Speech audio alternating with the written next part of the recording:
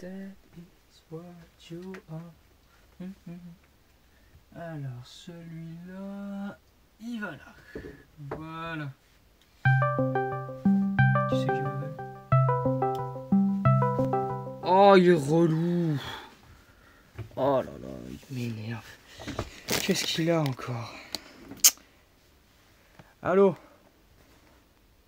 Chef, j'ai un énorme problème là, j'ai besoin de toi là, tout de suite, maintenant. Comment ça t'as besoin de moi encore? Qu'est-ce que t'as fait? Bah tu vois, on a un contrôle d'histoire sur la Seconde Guerre mondiale d'ici quelques jours et... Ah. Comment te dire, je m'y m'y connais pas trop en Seconde Guerre mondiale.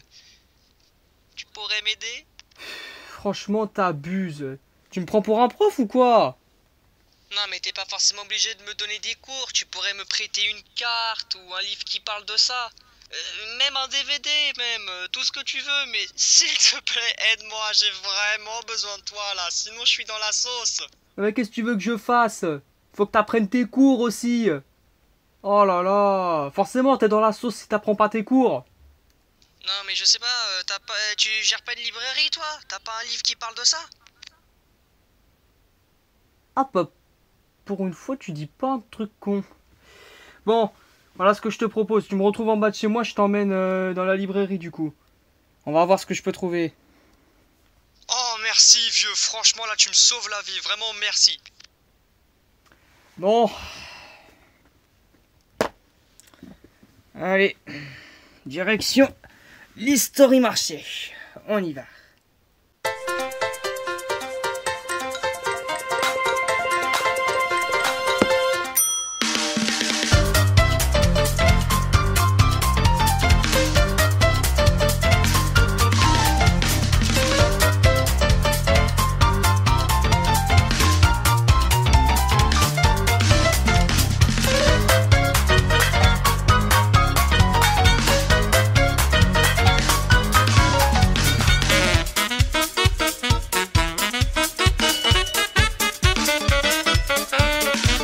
Bon, on est arrivé. Je suis sympa, j'ai demandé à José d'aller chercher des livres sur la Seconde Guerre mondiale. Parce que franchement, être aussi peu calé sur ça, tu me désespères, Squelette. Franchement, tu me désespères. Bon, bien sûr, on va essayer de faire en sorte que tu aies une bonne note à ce contrôle. Alors tu vas me faire le plaisir de t'asseoir, s'il te plaît. Non mais tu me dis pas ce que je dois faire en fait, hein. Si je te dis ce que tu dois faire, parce que si tu veux avoir une bonne note, tu t'assois ici maintenant, sinon tu te démerdes en fait. Moi, je suis là par gentillesse. Sinon, je peux faire autre chose, hein, si tu veux. Hein. Bref. On va commencer par une question simple. Est-ce que tu connais les dates de la Seconde Guerre mondiale? Les dates de début et de fin? C'est pas 1914 par hasard? Il a dit 1914. Oh! Je vais te péter ton crâne, en fait. 1914, c'est la Première Guerre mondiale. Oh là là là là. Bon, retiens ça dans ta tête. Voici d'ailleurs. La Seconde Guerre mondiale a pour date de début et de fin le 1er septembre 1939 et le 8 mai 1945. Ce sont les dates officielles. Après, bon, il va y avoir d'autres dates, mais on verra ça plus tard. Ah parce qu'il va y avoir d'autres dates en plus? Évidemment qu'il y a d'autres dates. Tu crois vraiment qu'il y a que ces deux-là? Oh là là là là. Bon, restons positifs. Deuxième question, est-ce que tu sais ce qui a déclenché la Seconde Guerre mondiale? Parce que nous sommes d'accord, une guerre ça se déclenche pas comme ça. Oh là là, forcément tu sais pas. Bon, la Seconde Guerre mondiale a débuté avec l'invasion de la Pologne par l'Allemagne nazie d'Adolf Hitler le 1er septembre 1939. Et petite anecdote, celle-là je te la dis au cas où tu arriveras à la placer pour X raisons. Et surtout parce que c'est quand même assez intéressant. La Pologne n'est pas le premier pays que l'Allemagne nazie va envahir, puisque en effet, en 1938, Adolf Hitler va décider d'annexer l'Autriche. Dû à l'invasion de la Pologne, la France et l'Angleterre vont déclarer la guerre à l'Allemagne. Mais officiellement, ils vont y entrer le 3 septembre. Et ce qui va être très intéressant, c'est qu'après la déclaration de cette guerre, il va se passer beaucoup de choses, notamment un mouvement de paranoïa où on va croire voir des espions allemands partout, alors que c'est pas vraiment vrai, même s'il y a bien sûr des espions, mais de là à croire qu'il y en a partout, ça montre à quel point la guerre a quand même fait des ravages, notamment sur le plan mental. Aussi, dû à la déclaration de la guerre, comme lors de la Première Guerre mondiale, beaucoup de pays vont entrer dans cette guerre par le jeu des alliances. Et on va avoir exactement deux camps principaux, même les deux seuls. Donc on aura le pays des Alliés, qui va être composé de la France, de l'Angleterre, et plus tard des États-Unis et entre guillemets de l'URSS, parce qu'ils vont aussi combattre l'Allemagne. Et de l'autre, on va avoir l'Allemagne, l'Italie et le Japon qui vont signer le pacte d'acier. Et ce même pacte va être renforcé par un pacte qui va regrouper ces trois pays-là, le 27 septembre 1940, qui va officiellement créer le camp qu'on va appeler plus tard l'Axe. Aussi, ce qu'il faut savoir, c'est que Adolf Hitler va signer un pacte de non-agression avec Joseph Staline, donc le dirigeant de l'URSS à cette époque-là, le 23 août 1939, mais on verra que ce pacte va finir par être brisé pour quelque chose de spécial, mais ce sera pour plus tard. Après l'invasion de la Pologne, malheureusement, Adolf Hitler ne va pas bien sûr s'en arrêter là, parce qu'il va réussir à envahir le Danemark, et en avril 1940, il va s'en prendre à la Norvège, alors que pendant ce temps, sur le front de l'Ouest, les Français et les Anglais vont être réduits à l'inaction. On est donc dans cette période de la drôle de guerre, et ils vont se contenter de surveiller la ligne Maginot. Ah, ça, je sais ce que c'est. C'est le truc en tu sais Belgique, ce que là, c'est c'est ça? Oh, merci Seigneur, on n'est peut-être pas si perdu que ça finalement. Bon, pour le bien de tous, bien sûr, je vais quand même rappeler ce qu'est la ligne Maginot. Donc, la ligne Maginot, pour faire simple, c'est un système de défense français qui va être construit entre 1920 et 1930 et qui s'étend des Ardennes jusqu'à la frontière suisse. Et à l'époque, il paraît qu'elle est infranchissable. Ce qu'il faut savoir aussi, c'est qu'à côté de cette ligne Maginot, il y a la forêt des Ardennes, qui se trouve à peu près vers la Belgique, et cette forêt est très connue pour être extrêmement dense, et les généraux français et anglais pensaient que les Allemands ne traverseraient pas cette forêt à cause justement de cette densité, et qu'ils allaient contourner cette frontière, et du coup confronter directement à la ligne Maginot.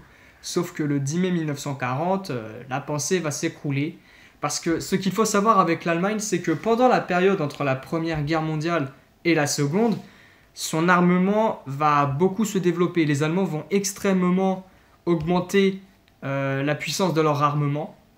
Donc ils vont notamment créer les premiers tanks, donc des chars d'assaut, et essentiellement les premiers avions, ce qui fait que du coup ils vont réussir à traverser la forêt des Ardennes, et donc réussir à envahir les Pays-Bas et la Belgique, et notamment percer le front à Sedan en contournant la ligne Maginot, ce qui n'était pas du tout prévu.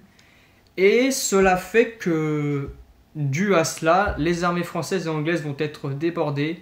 Les soldats anglais vont être réembarqués à Dunkerque, début juin à peu près, vers l'Angleterre. Et grâce à cette avancée de l'armée allemande, le 14 juin 1940,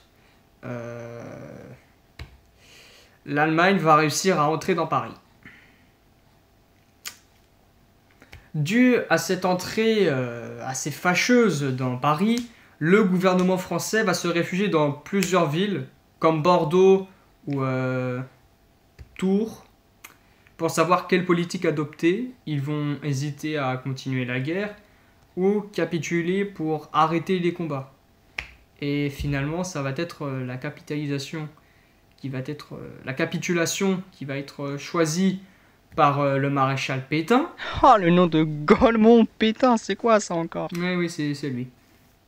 Maréchal Pétain qui va donc être le nouveau chef du gouvernement, et essentiellement ancien militaire de la Première Guerre mondiale. Il va donc déclarer la capitulation. Ce sera même d'ailleurs, comment je pourrais dire à peu près... Pétain, ça va être quand même un collaborateur assez important avec l'Allemagne. Il va beaucoup aider les Allemands. Il va notamment en contribuant à des actions, donc comme l'histoire le régime de Vichy, bref, on verra après. Cependant, après bien sûr la capitulation, le 18 juin 1940, il va se passer quelque chose que tout bon Français connaît, n'est-ce pas? Je parle bien sûr d'un célèbre général français qui va se réfugier à Londres, nommé Charles de Gaulle, et qui va donc lancer son fameux appel à la résistance par la BBC, la fameuse radio anglaise, pour dire du coup qu'il est contre la capitulation contre les Allemands. Sauf que en France, pendant ce temps, l'armistice entre l'Allemagne et la France va être signé le 22 juin 1940. Et malheureusement, l'armistice, il est très dur. Et il est très dur parce qu'il va notamment mettre en place la fameuse ligne de démarcation. Suis-moi, ça se passe par là. Donc comme on peut le voir ici, il y a ici la ligne de démarcation qui va être dessinée et décidée par les deux armées. Et tout ce qu'il y a à l'extérieur des pièces, c'est la zone occupée par les nazis. Et tout ce qui est à l'intérieur des pièces, c'est la zone libre. Enfin, libre si on veut, parce que ça va être gouverné par le régime de Vichy, et on va voir que ce régime de Vichy, il n'est pas entièrement clean. Si j'ai dit précédemment que le régime de Vichy n'était pas vraiment clean, c'est parce que petit à petit, il va glisser vers la collaboration avec l'Allemagne nazie. Et pendant ce temps, l'Allemagne justement va continuer son petit boulot, si on peut permettre l'expression. Donc ils vont continuer leur traque des juifs, ils vont tuer des résistants qui vont organiser des attentats contre le régime allemand.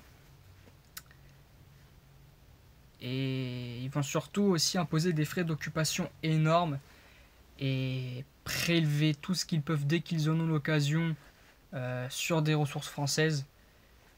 Et c'est en 1942 que la coopération entre l'État français et l'Allemagne nazie est officielle. Comme je l'ai dit, cette coopération s'est vue petit à petit au fil des mois. Et à cause de cela, l'Allemagne va durcir sa politique. Et vous allez voir ce qui se passe sur la carte. Donc comme je viens de le dire, l'Allemagne va durcir sa politique. Et en durcissant cette politique, elle va littéralement envahir la zone libre. Il n'y aura plus de ligne de démarcation. La France sera entièrement aux nazis. Et ce qui va permettre cet envahissement, cette invasion de la zone libre de Vichy, c'est dû à un homme qui s'appelait Pierre Laval. Ce Pierre Laval était le chef du gouvernement du régime de Vichy. Et il a exercé une collaboration très importante et très active avec les Allemands. Et dû à l'invasion de la zone libre, le régime de Vichy va mettre sa police au service de la chasse aux étrangers et aux résistants, ainsi qu'aux juifs. Donc on pouvait retrouver des Français en train de chercher les résistants, les juifs, ils étaient entièrement au service de l'Allemagne. Maintenant qu'on a vu que le régime de Vichy n'est pas entièrement ce qu'il prétend être, on va l'étudier plus en détail. Donc ce régime de Vichy va être placé sous l'autorité du maréchal Pétain, et la ville de Vichy, du coup, va accueillir le gouvernement. Ensuite, après la séparation de la France, Pétain va obtenir les pleins pouvoirs grâce au Parlement français qui va les lui accorder. Et dû à cela, il va établir une nouvelle constitution, ce qui va tuer la Troisième République qui existait depuis déjà 1870. Franchement, ça fait quand même un bon bout de temps. Et il va surtout exercer une dictature, donc À cause de cela, le Parlement va être supprimé, ainsi que tous les partis politiques. Et en plus de ça, le programme Révolution nationale de Pétain, c'est pas le meilleur qu'on ait pu voir. Parce que dans ce programme, Pétain prétend rétablir l'amour de la patrie et l'esprit du sacrifice. Il va même aller jusqu'à changer la devise française, donc, qui était au départ liberté, égalité, fraternité, devise qu'on a encore aujourd'hui, pour travail, famille, patrie. Ouais. Et en plus, il va même aller jusqu'à changer l'hymne national, la Marseillaise, pour un autre qui n'existe qu'à cette époque-là et qui est, alors aujourd'hui, plutôt considéré comme un chant de scout par ceux qui vivaient à cette époque-là, la fameuse Maréchal nous voilà. Maintenant, on va entrer dans la partie la plus intéressante, si on peut permettre l'expression, c'est c'est le moment où la Seconde Guerre mondiale devient mondiale, justement. À partir de 1941, les États-Unis vont entrer en guerre à cause des Japonais qui vont attaquer leur île de Pearl Harbor. Mais on ne va pas se concentrer sur ça pour l'instant. Et aussi, le camp des Alliés va pouvoir obtenir l'aide de l'URSS, entre guillemets. Donc c'est pour ça que je dis que l'URSS rejoint les Alliés, entre guillemets, parce que l'Allemagne va attaquer l'URSS après que Adolf Hitler ait rompu le pacte de non-agression qui a été signé, je le rappelle, le 23 août 1939 pour quelque chose de spécial qui s'appelle l'opération Barbarossa. Et dû à cette opération-là et à cette attaque assez rapide, l'URSS va se retrouver dos au mur parce que il n'avait pas prévu une attaque aussi rapide de la part des Allemands. Et ce qui fait que dès décembre 1941, les Allemands vont être aux portes de Moscou. Mais il y a une question qui se pose. Comment l'Allemagne a-t-elle pu réussir toutes ces offensives jusqu'à présent? Eh bien, c'est grâce à une tactique allemande, militaire, qu'on appelle la guerre éclair en français, la Blitzkrieg en allemand. Et cette stratégie, mise au point par Adolf Hitler, consiste à attaquer l'ennemi rapidement afin de le prendre par surprise et le mettre hors d'état de nuire facilement. Et surtout, si cette stratégie a été adoptée par le régime allemand, c'est surtout pour éviter de reproduire le schéma de guerre des tranchées. Donc l'isolement et surtout les petits raids d'attaque brefs et courts. Donc, pour un petit résumé, la Seconde Guerre mondiale est plus une guerre basée sur le déplacement plutôt que sur l'isolement.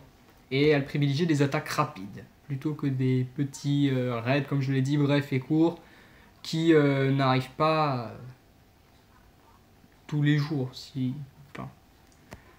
tout le temps, quoi. Fin 1942, les Allemands vont finir par se faire battre par l'URSS lors de la bataille de Stalingrad, qui franchement va être l'une des batailles les plus meurtrières de cette seconde guerre. Et en 1943, les Américains vont engager toute leur puissance industrielle, on va avoir droit à toute leur puissance maritime et aérienne, ce qui va permettre bien sûr un effectif plus gros des armées. Et vient 1944. 1944 qu'on va appeler plus tard l'année de la libération. Enfin, qu'on va plutôt considérer comme telle.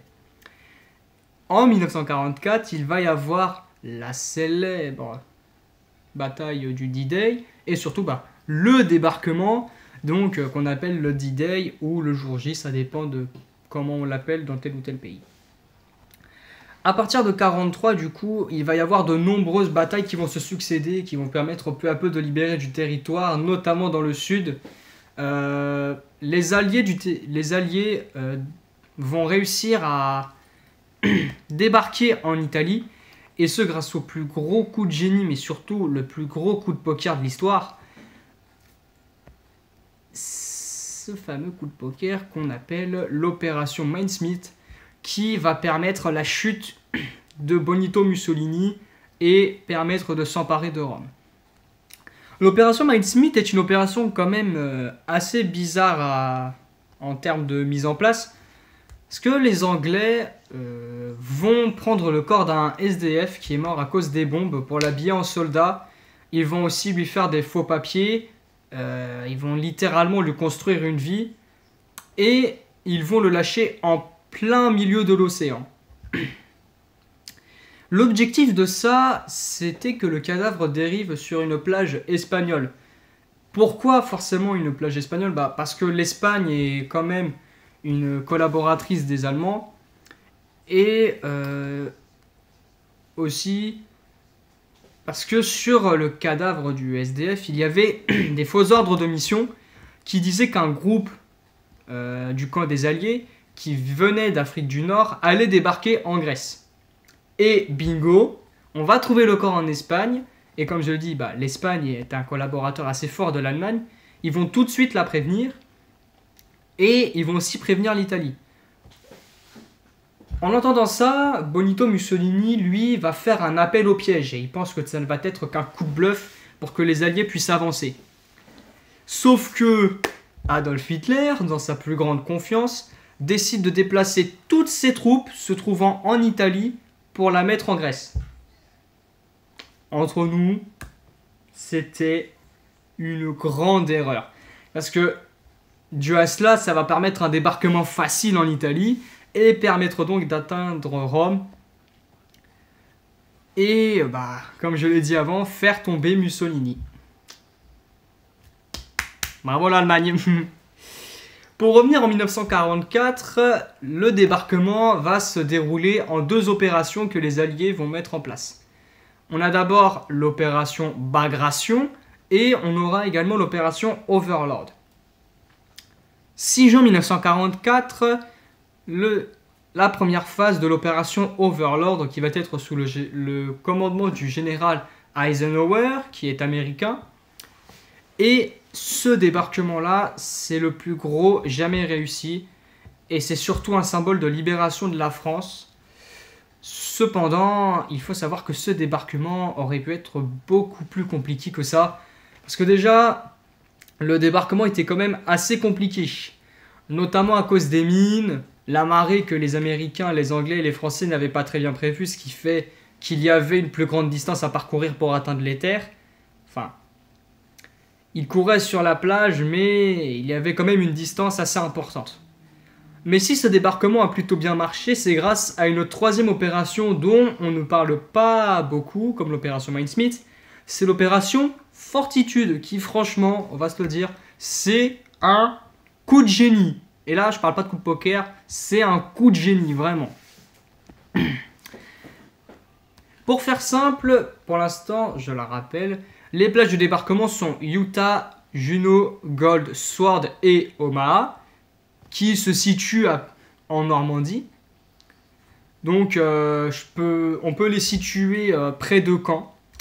Et l'opération Fortitude consistait à faire croire que le débarquement allait se dérouler sur les plages du Havre. Et la question du coup qu'on se pose, c'est comment les Alliés ont réussi à faire croire que le débarquement allait se passer au Havre. Avant l'opération Fortitude, les Alliés vont bombarder beaucoup de positions allemandes, et ce qui va avoir quand même pour conséquence de détruire des villes à plus de 60%, donc notamment Caen. Mais surtout, l'opération Fortitude consistait à, du coup, comme je l'ai dit, faire croire au débarquement sur les plages du Havre, et pour ça, ils ont fait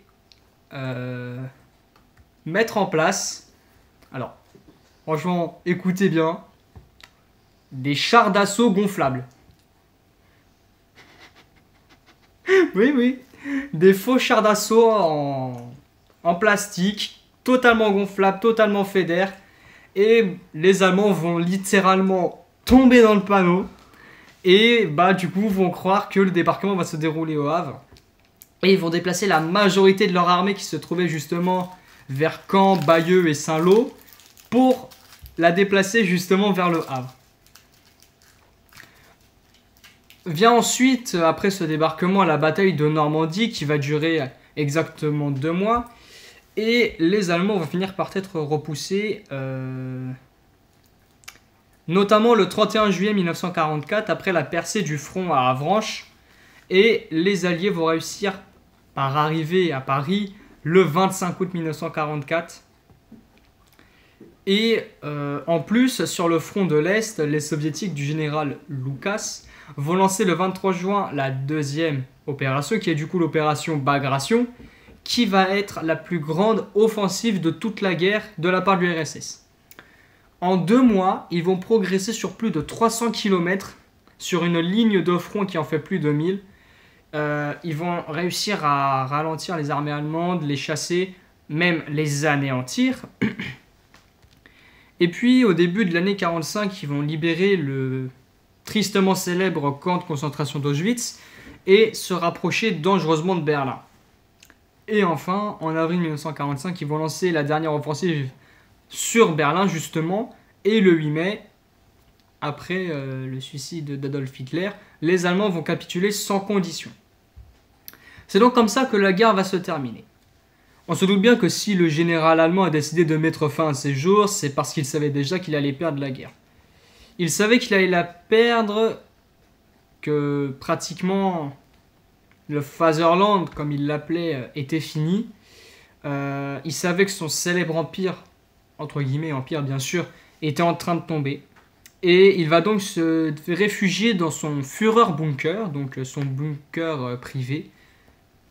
Et avant de se suicider, il va faire quelques petites choses, notamment fêter son 56e anniversaire avec quelques soldats et membres des jeunesses hitlériennes qui étaient avec lui et présents ce jour-là. Il va notamment épouser sa maîtresse Eva Braun et après seulement, il va passer à l'acte. Donc c'est donc comme ça que la guerre va se terminer. Et comme on peut se douter, l'Allemagne, après sa capitulation, va se retirer de partout en France. Bien sûr, De Gaulle va prendre le pouvoir par la suite. Il va faire la 4e République, qui voit le jour en 1946. Pétain, quant à lui, va être emprisonné à vie sur l'île Dieu. Et Charles de Gaulle va restaurer l'État. Notamment aussi, il va élire une Assemblée nationale. Et c'est sous De Gaulle qu'il va y avoir beaucoup de réformes qui vont être appliquées. Donc, par exemple, le droit de vote pour les femmes ou encore la nationalisation des banques. Tout ça. Ce qu'on peut dire du coup, c'est que pratiquement tout revient à la normale. Si ce n'est n'empêche les villes détruites. On pense notamment à Caen, Saint-Lô ou encore Bayeux qui vont être détruites à plus de 60% dû au bombardement. Je pense également à Dieppe qui va entièrement brûler dans le début de la guerre. Il y a quand même eu pas mal de dommages. Donc, comme je le dis, pratiquement tout est redevenu normal. Le bilan de cette guerre, par contre, n'est pas aussi chaleureux qu'on pourrait le prétendre. En effet, l'Europe de 1945 va être un véritable champ de ruines avec 50 millions de morts. Franchement, c'est quand même énorme. Ce qui va faire de cette guerre le conflit le plus sanglant de l'histoire. Et... voilà. Ça n'a pas été une guerre très tendre. Ouais. Bon, on en a enfin terminé. Est-ce que du coup tu pourrais dire à peu près ce que tu penses? Ça, j'ai retenu tous les trucs importants, donc les dates, la ligne Maginot, tout ça. Ouais, si on veut, c'est les trucs essentiels à retenir. Mais ce qu'il faut du coup aussi retenir du coup les dates, les événements, les acteurs principaux, donc Mussolini, Adolf Hitler, Pétain, Charles de Gaulle, Staline aussi, puisque c'était le dirigeant du RSS. Et Bah, je crois qu'on a fait le tour en vrai. Mais si tu veux plus d'informations précises, il y aura beaucoup de livres. D'ailleurs, José il me les a ramenés. Donc, par exemple, tu auras des livres historiques, bien sûr. Tu auras aussi des livres, bon, plutôt pour le bas âge, qui s'appellent Les grandes vacances, donc, qui a aussi été adapté en série animée. Mais tu as aussi l'histoire en BD. Bon, seulement le tome 6 qui va parler, en plus de la Seconde Guerre mondiale, de la crise de Wall Street, mais aussi de la Première Guerre mondiale. Mais déjà, on a fait un bon tour. On a déjà fait un très bon tour. On a réussi, plutôt moi, parce que toi tu travailles pas. J'ai plutôt réussi à tout résumer, donc déjà ça c'est pas mal. J'espère que tu as pris des notes, franchement. Et voilà, c'est terminé. T'as plus qu'à réviser et je te dis merde pour ton contrôle. Hein.